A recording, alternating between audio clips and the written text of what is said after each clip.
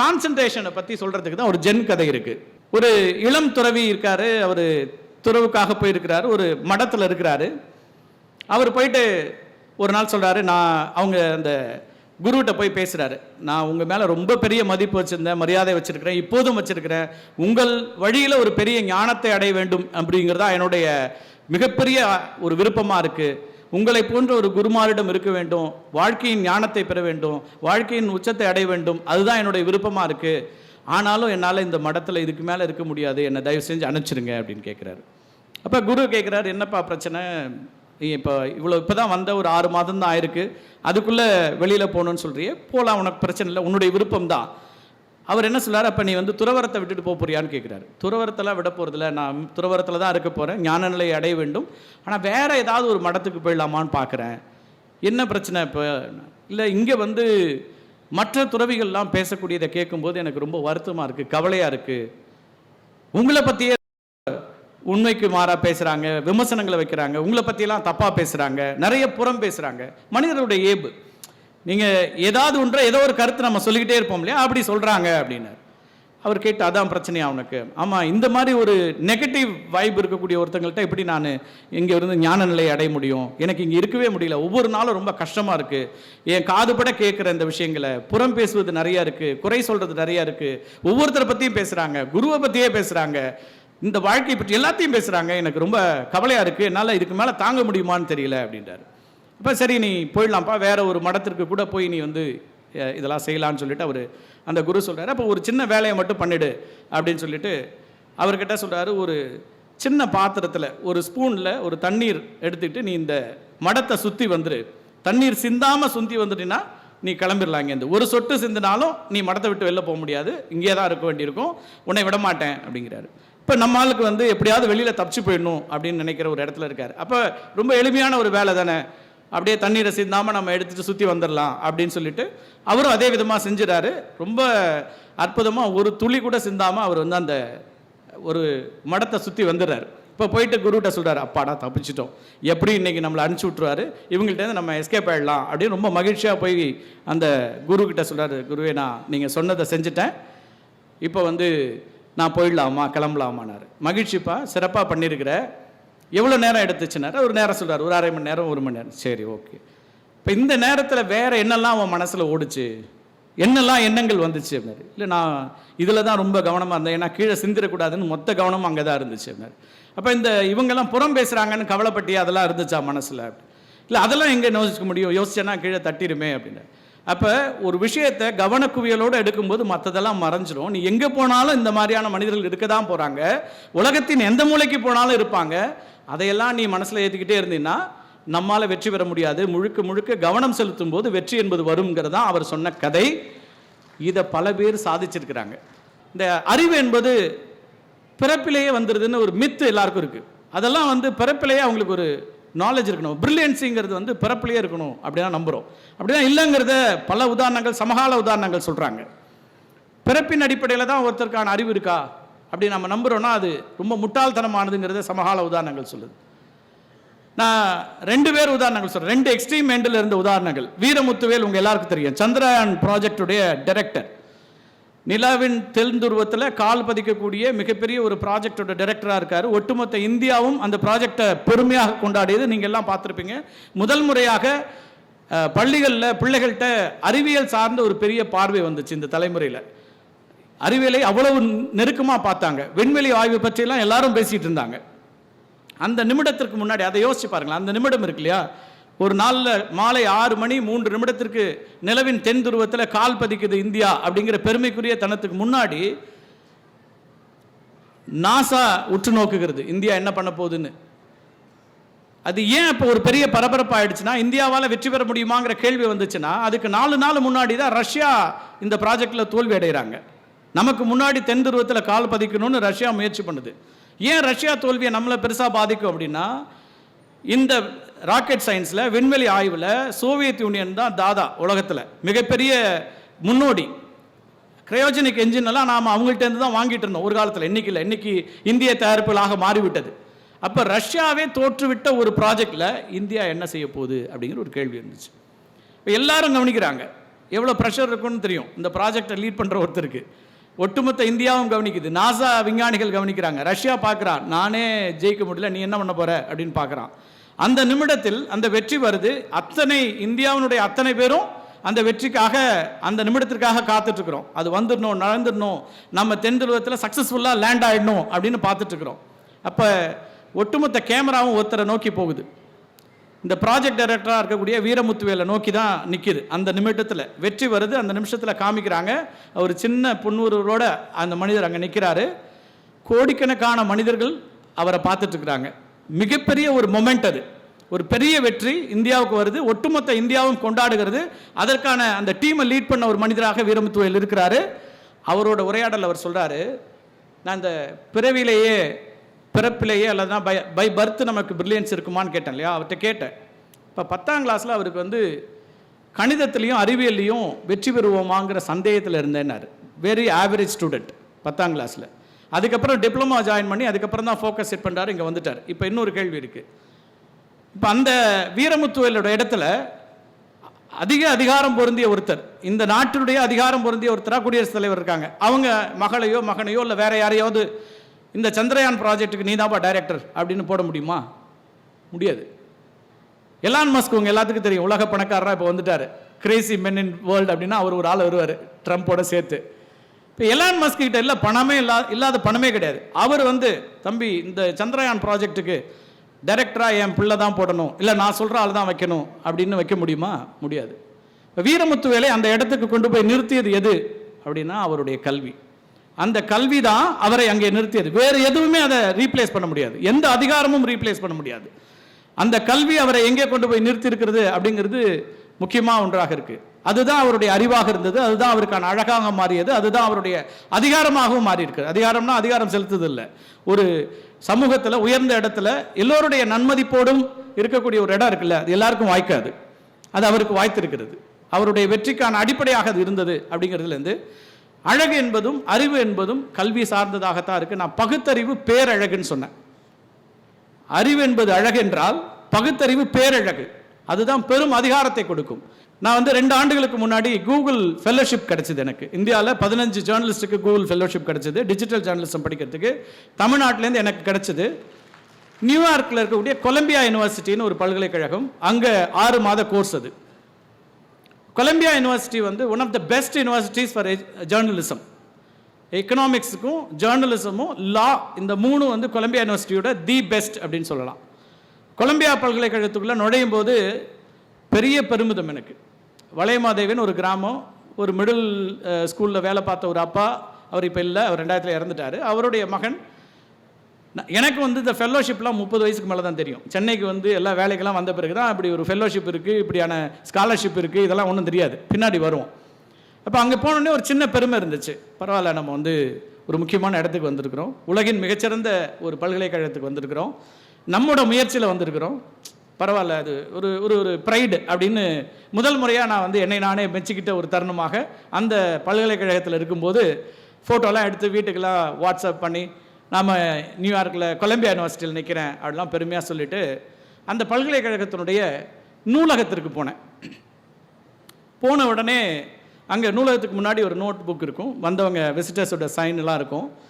அங்கே வந்து நான் போகிறதுக்கு 2 நாள் முன்னாடி அப்போதைய உச்சநீதிமன்றத்தினுடைய தலைமை நீதிபதியாக இருந்த ரமணா அவர்கள் வந்திருந்து அவர் அந்த நோட் புக்கில் எழுதியிருந்தார். இது வந்து it's a very proud moment, நான் இந்த மாதிரி இந்த இடத்துக்கு வந்தது ஆகச்சிறந்த ஒரு நிகழ்வாக பார்க்குறேன் அப்படிலாம் எழுதியிருந்தார். கொலம்பியா பல்கலைக்கழகத்துக்கு வரதுக்கு அவர் ஏன் ஆகச்சிறந்த நிகழ்வாக பார்க்கணும் அப்படின்னு ஒரு கேள்வி இயல்பாக நம்ம எல்லாருக்கும் வரும். இப்போ எனக்கு வந்தால் பரவாயில்ல, ஏன்னா எனக்கு ஃபெல்லோஷிப் கிடச்சிருக்கு, அங்கே போய் நின்றுருக்கேன். உச்சநீதிமன்றத்தினுடைய தலைமை நீதிபதி ஏன் இப்படி எழுதியிருக்காரு அப்படின்னு கேட்டிங்கன்னா, அங்கே ஒரு சிலை இருந்துச்சு, அந்த சிலைக்கு முன்னாடி தான் அந்த நோட்டு இருந்துச்சு. அந்த சிலை யாருதுன்னா டாக்டர் அம்பேத்கருடைய சிலை. ஏன் டாக்டர் அம்பேத்கருடைய சிலை அங்கே இருக்குது? கொலம்பியா பல்கலைக்கழகத்துக்கு அவருக்கு என்ன சம்பந்தம் அப்படின்னு பார்த்தீங்கன்னா, 1905 10க்குள்ளாக கொலம்பியா பல்கலைக்கழகத்தில் PhD படிச்சிருக்காரு மனுஷன். எப்போ? 100 ஆண்டுகளுக்கு முன்னாடி எந்த விதமான வாய்ப்புகளும் இல்லாத காலகட்டத்தில், எல்லா விதமான வாய்ப்புகளும் மறுக்கப்பட்ட காலகட்டத்தில் தன்னுடைய கல்விக்காக தானே ஓடி அங்கே நின்று அந்த வெற்றியை பெற்று வந்திருக்கக்கூடிய ஒரு மனிதர். அதுக்கப்புறம் தான் நமக்கான இன்னைக்கு கல்வி உரிமையை, பேச்சுரிமையை, எழுத்து உரிமையை, எல்லா உரிமைகளையும் கொடுக்கக்கூடிய அரசமைப்பு சட்டத்தை உருவாக்கக்கூடிய முக்கிய ஒரு இடத்திற்கு அவர் வந்திருக்காருன்னா, அவருடைய தேடல், அவருக்கு கொடுத்த அந்த கல்வி இருக்குல்ல, அவருக்கு என்ன பின்புலம் இருந்துச்சு, யார் அவருக்கான வாய்ப்புகளை உருவாக்குனாங்க, யார் ரெஃபரன்ஸ் கொடுத்தாங்க, எதுவுமே கிடையாதுல்ல. எனக்காவது ரெஃபரன்ஸ் கொடுக்கறதுக்கு நான் சென்னைக்கு வந்தேன், ஒரு நிறுவனத்தில் எடிட்டர் ஆனேன். அதுக்கு பிறகு எனக்கு ரெஃபரன்ஸ் லெட்டர் வந்து ஹிந்துவோடைய மூத்த ஆசிரியராக இருக்கக்கூடிய திரு என் ராம் எழுதினார். என்னை பற்றி ஒரு 3 பக்கத்துக்கு கடிதம் எழுதி, ஏன்னா அவர் வந்து அலுமினி ஆஃப் கொலம்பியா யூனிவர்சிட்டி, அவர் அங்கே படிச்சிருந்தார். அதனால் அவர் எனக்கு ஒரு பெரிய ரெஃபரன்ஸ் லெட்டர் கொடுத்தாரு. என்னுடைய சீனியர் எடிட்டர் அந்த ரெஃபரன்ஸ் லெட்டர் கொடுத்தாரு. அப்படிலாம் டாக்டர் அம்பேத்கருக்கு கொடுக்கறதுக்கு யாரும் இல்லை. அவராக சென்று அவருடைய இடத்தை அடைந்து, அவர் மட்டும் அந்த கல்வியை பெறவில்லை, அவர் மட்டும் அந்த அறிவை பெறவில்லை. அதற்கு பிறகு இன்றைக்கு இந்தியாவில் இருக்கக்கூடிய லட்சக்கணக்கான கோடிக்கணக்கான மக்களுக்கான அதாவது பேசுகிற உரிமை, அடிப்படை உரிமை எல்லாவற்றையும் கொடுக்கக்கூடிய இடத்திற்கு டாக்டர் அம்பேத்கர் வந்தார். அதற்கு அடிப்படையாக இருந்த அவருடைய கல்வி, அந்த கல்வி தான் அவருக்கான அழகாக மாறியது, அந்த கல்வி தான் அவருடைய அதிகாரமாக மாறியது, அந்த அதிகாரம் தான் எல்லோருக்குமான அதிகாரமாக மாறியது. இன்னைக்கு ஒரு பெண் வந்து முதலமைச்சருடைய நிகழ்ச்சியில் பேசியிருக்கிறாங்க. Never ever give up your goal and vision அப்படின்னு பேசியிருக்கேன். அந்த பொண்ணு ஒரு வார்த்தை நான் தப்பாக சொல்கிறேன், வேற ஒரு வேர்டு கொடுத்துருக்காங்க. எப்போதும் உன்னுடைய அந்த இலக்கை தவற விட்டுறக்கூடாது, அதுதான் நான் சொல்கிற செய்தின்னு சொல்லியிருக்கிறாங்க. 19 வயது பெண் முதலமைச்சர் இருக்கக்கூடிய மேடையில் இந்த கருத்தை பதிவு பண்ணிட்டு போகிறாங்க. ஒட்டுமொத்த அரங்கமும் அவங்கள கொண்டாடிச்சு. அவங்க என்ன அப்படி 19 வயசு பொண்ணு சொல்கிறத ஏன் அத்தனை பேரும் கேட்கணும், ஒரு கூட்டம் ஏன் கேட்கணும்? ஒட்டுமொத்த அரங்கு, கல்லூரியில் முழுக்க இருக்கக்கூடிய பேராசிரியர்கள் அத்தனை பேர் இருக்கக்கூடிய ஒரு அரங்கில் 19 வயசு பெண்ணுடைய பேச்சுக்கு அப்படி என்ன ஒரு பெரிய மதிப்பு வந்துடும் அப்படின்னா அவங்க என்ன செஞ்சாங்கங்கிறதுல இருக்கு. காசிமான்ற அந்த பொண்ணு கேரம் போர்டில் வேர்ல்ட் சாம்பியன் ஆகிருக்கிறாங்க. சரி, நிறைய சாம்பியன் வருவாங்க.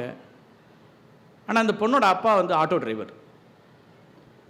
ஒரு ஆட்டோ டிரைவருடைய இலக்கு, கோல் என்னவா இருக்க முடியும்? ஒரு மகளை, எல்லாருக்கும் இங்கே இருக்கக்கூடிய பெற்றோருக்கெல்லாம் நமக்கு எல்லாத்துக்கும் ஒரு இலக்கு இருக்கும். நம்ம பிள்ளைய எப்படியாச்சும் படிக்க வச்சிடணும், ஒரு நல்ல வேலைக்கு போக வச்சிடணும், அவங்க வந்து ஒரு உயர்ந்த நிலையை அடைஞ்சிடணும் அப்படிங்கிற இலக்கு இருக்கும். அதை தாண்டின இலக்கை எவ்வளோ பேர் வைக்கிறோம்? திருவள்ளூர்லேருந்து இவ்வளோலாம் யோசிக்க முடியாதுப்பா, நாம் இருக்கிற கிராமத்தில் இவ்வளோலாம் யோசிக்க முடியாது, படித்தா போதும், ஒரு கிராஜுவேட் ஆகிட்டா போதும், ஒரு கம்பெனிக்கு வேலைக்கு போயிட்டா போதும், அவ்வளோதான் நம்ம சிந்தனை இருக்கும். ஆனால் ஒரு ஆட்டோ டிரைவர் என்ன யோசிச்சாருன்னா, நம்ம பொண்ணை எப்படியாவது வேர்ல்டு சாம்பியன் ஆக்கணும். ஆட்டோ டிரைவருடைய எண்ணம் அதுவாக இருந்தது. அந்த பொண்ணுக்கும் அதுதான் இருந்துச்சு. காசிமாவுக்கு வந்து அவங்க உரையாடலை சொன்னாங்க, 1ஆம் கிளாஸ்லேருந்து தினம் என்னுடைய ஒவ்வொரு ஆண்டும் புத்தகங்களை வாங்கும்போது முதல் பக்கத்தில் I will be a world champion one டேன்னு எழுதி வச்சுக்கிட்டே இருப்பேன். ஒவ்வொரு ஆண்டும் மறக்காமல் எழுதிக்கிட்டே இருக்காங்க. அந்த பொண்ணு வீட்டில் கண்ணாடிக்கு முன்னாடி எழுதி வச்சுருப்பாங்களா, எந்திரிச்ச உடனே அதை பார்க்கறது, நான் ஒரு நாள் வந்து உலக சாம்பியனாக மாறுவேன் அப்படிங்கிற அந்த வார்த்தையை தான் எழுதி வச்சுருக்கிறாங்க. அந்த பயணம் இருக்குல்ல, ஒரு 10 ஆண்டுகள் தொடர்ச்சியான முயற்சி, அதுக்கப்புறம் அந்த இடத்தை நோக்கி அடைகிறாங்க. இன்னைக்கு வேர்ல்ட் சாம்பியன் ஆகிட்டாங்க. அதுக்கு பிறகு தான் இந்த மேடையில் அவங்களுக்கான மகளிர் தினத்தில் ஒரு பாராட்டு விழாவில் இந்த கருத்தை அந்த பொண்ணு பேசுது. அந்த வெற்றிக்கு பிறகு அந்த பெண் பேசக்கூடிய எல்லா கருத்துக்கும் உரிய மரியாதை கிடைக்கும். வெற்றி அடைகிற வரைக்கும் பெருசாக கண்டுக்க மாட்டாங்க. வெற்றிக்கான முயற்சி நீங்கள் எவ்வளோ வேணால் போட்டிருக்கலாம், வெற்றி தூரத்துக்கு 99% நீங்கள் நெருங்கி இருக்கலாம். தோல்வினா அதுக்கு பெரிய மரியாதைலாம் இருக்காது. ஆக்சுவலாக தோல்வி நமக்கு நல்லது. அதை கலாம் ஒரு வார்த்தையில் சொல்லியிருப்பார். கலாமெல்லாம் உதாரணம் கொடுக்க வேணான்னு விஜயன் சொன்னார். இருந்தாலும் நம்ம சொல்லாமல் இருக்க முடியாது. 5 வருஷம் அவரோட பயணிச்சிருக்கிற அவர் ஃபெயிலுக்கு ஒரு உதாரணம் சொல்லுவார். ஃபெயில் அப்படிங்கிற வார்த்தையை அப்ரிவேஷன் எப்படி கொடுப்பாருன்னா, ஃபர்ஸ்ட் அட்டெம்ப்ட் இன் லேர்னிங் அப்படிம்பாரு. முதல் அந்த தோல்விங்கிறது ஃபர்ஸ்ட் அட்டெம்ப்ட் இன் லேர்னிங் அப்படிம்பாரு. கற்றுக்கொள்வதில் முதல் அட்டெம்ப்ட் அது தோல்விங்கிறது, அப்படிலாம் விட்டுறக்கூடாது அப்படிம்பாரு. ஸோ இப்போ அந்த இடத்துலேருந்து காசிமாவுடைய அந்த ஸ்டோரியை சொல்கிறோம். இன்னொரு பெண் குழந்தையை உதாரணமாக சொல்ல வேண்டியிருக்கு. காஞ்சிபுரத்தில் தான் அவங்கள வந்து 5ஆம் கிளாஸ் படிக்கிறப்ப கூட படிக்கிற அத்தனை பிள்ளைகளும் உருவகேலி பண்ணுவாங்க. அவங்க நிறம் ரொம்ப குறைவு, ஒரு மாற்றுத்திறனாளி, கை வந்து சூம்பி போயிருக்கும். இது அவங்களே சொன்ன ஸ்டேட்மெண்ட். ஒரு மாற்றுத்திறனாளி 5ஆம் கிளாஸில் இருக்கிறாங்க, காஞ்சிபுரத்தில் இருக்கிறாங்க. முருகேசன் ஒருத்தருடைய மகள். ஏன் சொல்கிறேன்னா, அந்த முருகேசன் அவங்களுடைய வெற்றியில் மிகப்பெரிய பங்களிப்பை கொடுத்துருக்காரு அந்த அப்பா. அவர் ஒரு தினக்கூலி தான், ஒரு ஸ்கூல் ட்ராப் அவுட். ஆனால் அவருடைய கனவும் பெருசாக இருந்துச்சு, இலக்கும் பெருசாக இருந்துச்சு, மகள்கள் மீதான நம்பிக்கை ஆக பெரிதாக இருந்துச்சு. 5ஆம் கிளாஸ் வரைக்கும் ஒவ்வொரு நாளும் காலையில் 5:30 மணிக்கு கிரவுண்டுக்கு போய் ஆகணும். 1ஆம் கிளாஸ்லேருந்து 2 பெண் பிள்ளைகள் அவருக்கு. 2 பெண் பிள்ளைகளையும் காலையில் 5:30 மணிக்கு கிரவுண்டுக்கு கூட்டு போயிடுவார். வார்த்தால மழையில் வெள்ளத்தில் வீடு இடிஞ்சு விழுந்துச்சு. அடுத்த நாள் காலையில் 5:30 மணிக்கு கிரவுண்டில் இருக்கணும். எந்த காம்ப்ரமைஸும் கிடையாது.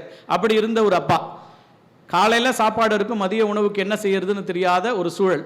ஆனால் எப்படியாவது அப்பா எங்களுக்கு சாப்பாடு கொண்டு வந்துடுவார், ஸ்கூலுக்கு போவோம். அவர் ஸ்கூலுக்கு போனதே மதிய உணவுக்காக தான் பள்ளிக்கு போயிருக்கிறார். அவர் சொன்னார், நான் பள்ளிக்கு போனதே மதிய உணவுக்காக போனேன். அப்படியான ஒரு பொருளாதார பின்னணி, அப்படியான சமூக பின்னணி. அம்பேத்கர் நகர்லேருந்து காஞ்சிபுரத்தில் இருக்கக்கூடிய அப்பாவை அப்பா அந்த குடும்பம் யாரும் கன்சிடர் பண்ணதில்லை. பெரிய உருவகையில் 5ஆம் கிளாஸில் இருக்கக்கூடிய பிள்ளைக்கு எவ்வளோ வலி கொடுத்துருக்கோம். அது விதவிதமான வார்த்தைகள் எல்லாம் சொல்லியிருக்கிறாங்க. ஆனால் ஒரு டிஸ்ட்ரிக்ட் போட்டியில் ஒரு வெற்றி வருது. முதல் முறையாக பேட்மிண்டனில் பாராலிம்பிக் அந்த மாற்றுத்திறனாளிகளுக்கான பேட்மிண்டன் விளையாட போகிறாங்க, வெற்றி பெறுகிறாங்க. வெற்றி பெற்று பள்ளிக்கு வரும்போது யாரெல்லாம் கிண்டல் பண்ணாங்களோ, யாரெல்லாம் நிராகரித்தாங்களோ அவங்கெல்லாம் வந்து கொண்டாடுறாங்க. துளசிமதின்னு அந்த பொண்ணு பேர். அப்போ தான் துளசிமதிக்கு தோணுது, ஒரு வெற்றி என்பது தான் நம்முடைய எல்லா அவமானங்களையும் துடை தெரியும். எனவே நாம் தொடர்ச்சியாக வெற்றியை நோக்கி போகணும், அது ரொம்ப அவசியம்னு 5ஆம் கிளாஸ் படிக்கும்போது தோணுச்சு. அது அங்கே நிற்கலை. இப்போ அவங்க வந்து பாரிஸில் போயிட்டு இந்தியாவுக்காக விளையாடி சில்வர் மெடல் வின் பண்ணியிருக்காங்க. பாராலிம்பிக்கில் ஒலிம்பிக்கு நிகராக இருக்கக்கூடிய மாற்றுத்திறனாளிக்கான ஒலிம்பிக் போட்டியில் சில்வர் மெடல் வெற்றி பெற்றிருக்காங்க. இதுக்கு முன்னாடி ஒரு கேம் நடக்குது, ஏஷியன் கேம்ஸ். ஏஷியன் கேம்ஸில் சிங்கிள்ஸில் கோல்டு மெடல் வின் பண்ணுறாங்க அந்த பொண்ணு. ஒற்றை ஆட்டத்தில் கோல்டு மெடல் ஆசிய போட்டியில், அதோட நிற்கல. டபுள்ஸில் இரட்டையர் போட்டியில் சில்வர் மெடல், அதே ஆசிய போட்டியில், அதோட நிற்கல. மிக்ஸ்டு டபுள்ஸ்னு ஒன்று இருக்கும், அதில் பிரான்ஸ் மெடல் வின் பண்ணுறாங்க. ஒரே ஆசிய கோப்பை, தங்கம், வெள்ளி, வெண்கலம், 3 பதக்கங்களோட இந்தியாவுக்கு திரும்புது அந்த பிள்ளை. ஏர்போர்ட்டில் மொத்த பேரும் நிற்கிறாங்க வரவேற்பதற்கு, துளசிமதியை வரவேற்பதற்கு. அந்த முருகேசனும் நிற்கிறார், அவங்க மனைவியும் இருக்கிறாங்க. அப்பா அம்மாவுக்கு அதை விட வேற என்ன பெருமையான ஒரு தருணம் இருக்க முடியும்? எவ்வளோ நெகிழ்ச்சியான ஒரு தருணமாக இருக்க முடியும்? அப்படி வந்து துளசிமதி அப்படியே அந்த கப்பெல்லாம் அப்பா முன்னாடி வச்சுட்டு காலில் விழுந்து சரண்டர் ஆகி அவருக்கு ஒரு நன்றி கடன் செலுத்துகிற அந்த காட்சி இன்னைக்கு வரையும் என்னால் மறக்க முடியாது. எல்லா தொலைக்காட்சிகளையும் வந்துச்சு. அந்த அப்பாவுக்கு அதை விட பெருமை வேற எங்கேயும் வர முடியாது. அந்த உழைப்பு ஒன்று இருக்குல்ல, அந்த பயணம் ஒன்று இருக்குல்ல, ஒரு இரவில் கிடைக்கல. அதுக்கு பின்னாடி பல கதைகள் இருக்கு. துளசிமதியோட வெற்றிக்கு பின்னாடி அது என்னெல்லாம் கஷ்டங்களை அனுபவிச்சாங்கிறது இன்னும் அதிகமான ஒன்றாக இருக்கிறது. அதுக்கப்புறம் அந்த பொண்ணு நேர்காணலில் சொல்லும்போது, அப்பா பற்றின பெருமைகள்லாம் சொல்கிறீங்களாம்மா, அம்மா என்ன அப்படின்னு கேட்டேன். எங்களுக்கு எல்லாமே எங்கள் அப்பா தான் சார் அப்படின்னுச்சு. எப்படி ஃபீல் பண்ணுறீங்க இந்த பதிலுக்கு? கேட்டேன், என்னம்மா அம்மா பற்றி ஒன்றுமே சொல்லியே, உங்களுக்கு என்ன அப்பா பற்றி நிறைய பேசுகிறீங்களே அப்படின்னு. எங்களுக்கு எல்லாமே அப்பா தான் சார் அப்படின்னு சொல்லிட்டு ஒரு பாஸ் விட்டு சொன்னாங்க. ஆனால் எங்கள் குடும்பத்துக்கு எல்லாமே எங்கள் அம்மா தான் சார் அப்படின்னு. அப்பாவையும் உள்ளடக்கி அம்மாவுக்காக பெருமையை சேர்த்து கொண்டு வந்து சேர்த்த அப்படின்னு அவ்வளோ அழகாக. இப்போ தான் இன்னும் காலேஜுக்கு படிச்சுட்டு இருக்கிறாங்க, 2 பேரும் வெட்டினரியில் படிக்கிறாங்க. இது சமகாலத்தில் நடக்கக்கூடிய ஒன்று. சமகாலத்தில் இன்னைக்கு இந்த கடந்த மாதத்தில் அவங்களுடைய வெற்றி அப்படிங்கிறது வந்து ஒட்டுமொத்தமாக, ஏன்னா ஒரு ஆட்டத்தை போகணுன்னா அடுத்த கேமுக்கு போகணுன்னா அவங்கள்ட்ட பணம் இருக்காதான். அவங்க விளையாடுறது எல்லாமே 10,000 ரூபாய் பணம் இருக்குன்னா அந்த கேமில் விளையாடி ஜெயிச்சு அடுத்த கேமுக்கு போகிறதுக்கு அப்படிங்கிற இடத்துல இருந்தே பொருளாதார நெருக்கடிகள் இருந்த பிள்ளைக்கு இன்னைக்கு வந்து தமிழ்நாடு அரசாங்கம் 1 கோடி ரூபாய் பரிசு கொடுக்குது சில்வர் மெடலுக்கு பிறகு. இந்த 1 கோடி ரூபாய் பரிசு மேட்டரே இல்லை, நிச்சயமாக பெருசு தான், பொருளாதாரம் ரொம்ப முக்கியம். ஆனால் அதை கடந்த இன்னொரு விஷயம் நடந்துச்சு துளசிமதியால். என்ன நடந்துச்சு அப்படின்னா, எந்த ஊரில், எந்த பகுதியில், எந்த மாவட்டத்தில், எந்த மக்களால், உறவினர்களால், நண்பர்களால் நிராகரிக்கப்பட்டார்களோ, கேலிக்கு உள்ளாக்கப்பட்டார்களோ, எங்கே தலை குனிஞ்சு போனாங்களோ அங்கெல்லாம் தன்னுடைய தந்தையாரை தலை நிமிர்ந்து நடக்க வைக்கிற, சுயமரியாதையோடு நடக்க வைக்கக்கூடிய ஒரு இடத்தை அந்த பெண் உருவாக்குச்சுல, அது இன்னும் பெருசு. அதுக்கு வேல்யூவே கிடையாது. 1 கோடி 2 கோடி வேல்யூலாம் இல்லை. அவர் வாழ்நாளில் அவர் அடைந்த மிகப்பெரிய ஒரு இடம் அப்படின்னு சொல்ல முடியும். அப்படி ஒரு இடத்தை அடைந்தார். இதெல்லாம் உழைப்பின் மூலமாக, தொடர் ஃபோக்கஸ் மூலமாக என்ன நடக்கும் அப்படிங்கிறத நாம் பார்க்கறதுக்கான சில சமகால உதாரணங்கள்னு சொன்னேன். திண்டுக்கல் பக்கத்தில் ஒரு அரசு உயர்நிலை பள்ளியில், அரசு உதவி பெறும் உயர்நிலை பள்ளியில் படிக்கிற ஒரு பெண். அவங்க அப்பா ஒரு தினக்கூலி. அந்த தினக்கூலி அப்பாவுக்கு ஒவ்வொரு நாள்லையும் யாராவது வேலை கொடுப்பாங்களான்ற தேடல் இருக்கும். ஒவ்வொரு இடத்துலையும் அவருக்கு, ஏன்னா ஒவ்வொரு இடத்துக்கும் போயிட்டு அன்னைக்கு வேலை கிடைச்சா 500 ரூபாய் கிடைக்கும், 300 ரூபாய் கிடைக்கும், அதுதான் அவருடைய சம்பாத்தியம், குடும்பத்திற்கான பொருளாதாரம் அப்படின்னு இருக்கக்கூடிய இடம். ஒவ்வொரு நாள் காலையிலையும் ஒரு 10 பேர் வச்சிருப்பார், யார்கிட்டலாம் வேலைக்கு போக முடியுங்கிற இடத்துல இருந்து. முதலாளிக்கு ஃபோன் பண்ணுவார், நாளைக்கு எனக்கு வேலை இருக்குதுங்களா, வரட்டுங்களான்னு கேட்டால் பல நாள் இல்லை அப்படிம்பாங்க. மீண்டும் மீண்டும் சில நாட்கள் எங்கேயுமே அழைப்பு இல்லைன்னா ஒருத்தருக்கே மீண்டும் மீண்டும் அழைத்து எங்கேயாவது வேலை கிடைக்குதான்னு கேட்க முயற்சி பண்ணுவார். எப்போ எத்தனை தடவை ஃபோன் பண்ணி தொந்தரவு பண்ணுவேன்னு இந்த அவல சொற்களை எல்லாம் கேட்ட அந்த குரலுக்கு சொந்தக்காரர். ஒவ்வொரு அழைப்புக்காக காத்திருப்பார். தொலைபேசியில் ஒவ்வொருத்தருக்காக முயற்சி பண்ணுவார். காலைல 9 மணிக்கு இப்படி ஒரு அழைப்பு வருமா, இன்னைக்கு எங்கேயாவது வேலை கிடைக்குமா, முதல் நாள் இரவு அழைப்பு வருமா, நாளைக்கு வேலை கிடைச்சிருமா, நாளைக்கு வேலை கிடைச்சிட்டா பொருளாதார சிக்கல் இல்லை, பிள்ளைக்கு ஏதாவது செய்யணும். 10க்கு 10 வீடு தான். திண்டுக்கலுக்கு பக்கத்தில் அரசு உதவி பெறும் உயர்நிலை மேல்நிலை பள்ளியில் தான் படிக்கிறாங்க. அப்படி இருந்த ஒரு அப்பாவுக்கு ஒரு நாள் காலையில் ஜூன் மாதம் 2023 அழைப்புகளாக வந்து கொண்டே இருக்குது. இடைவிடாத அழைப்புகளாக வருது. முதலமைச்சர் அலுவலகம் தொடங்கி ஆளுநர் அலுவலகம் தொடங்கி மீடியா ஹவுஸ், கல்லூரிகள், எல்லா இடத்துலேருந்தும் அழைப்புகள் வந்துட்டே இருக்குது.